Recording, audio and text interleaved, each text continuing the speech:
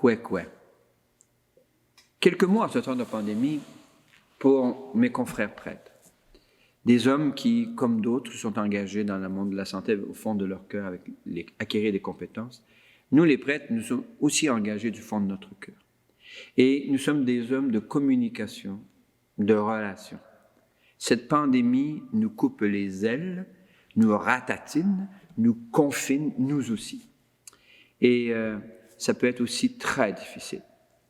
Parce que nous aussi, on a nos peurs, qui sont légitimes et qui peuvent paralyser. Puis d'autre part, nous avons le goût, par mouvement du cœur, d'être avec une communauté, d'être avec des femmes et des hommes qui luttent dans des combats difficiles et nous n'avons plus les moyens, nous n'avons plus les ressources. Nous nous sentons pauvres, orphelins. Nous n'avons pas célébré la messe publiquement depuis le 15 mars. Pour un prêtre, c'est un sevrage épouvantable. C'est une coupure de notre identité profonde. Je pense de manière particulière à ces prêtres qui viennent de loin, qui sont venus nous porter main forte et qui eux aussi arrivent dans la pandémie.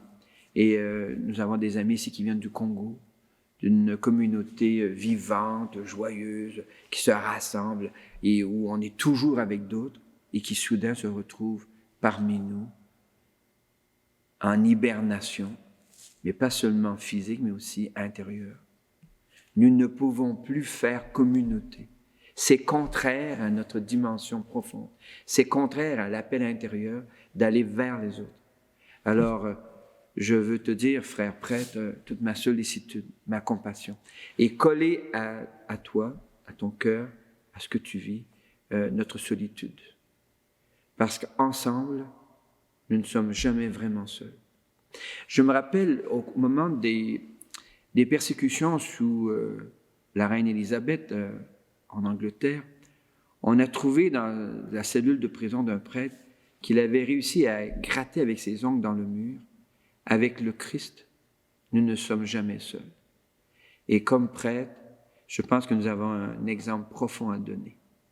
D'abord, redécouvrir pour soi-même ce lien intime, profond, irréfragable. Nous sommes liés en profondeur avec le Christ Jésus. Et maintenant, comment l'annoncer quand on ne peut plus le faire? Et là, on est invité à la réinvention. Nous avons à réinventer notre ministère. Nous sommes héritiers d'une manière de faire qui est très bonne, mais qui n'est plus adaptée. Alors, vous imaginez le défi. Il nous faut nous réinventer, approprier des moyens de communication nouveaux. Il nous faut nous réinventer notre mode de présence et réinventer nos relations humaines.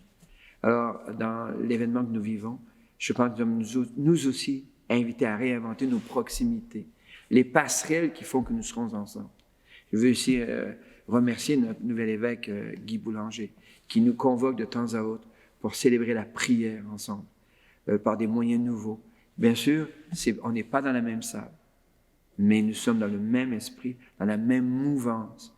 Et nous pouvons, nous aussi, dès lors, faire à nouveau l'expérience des pèlerins d'Emmaüs.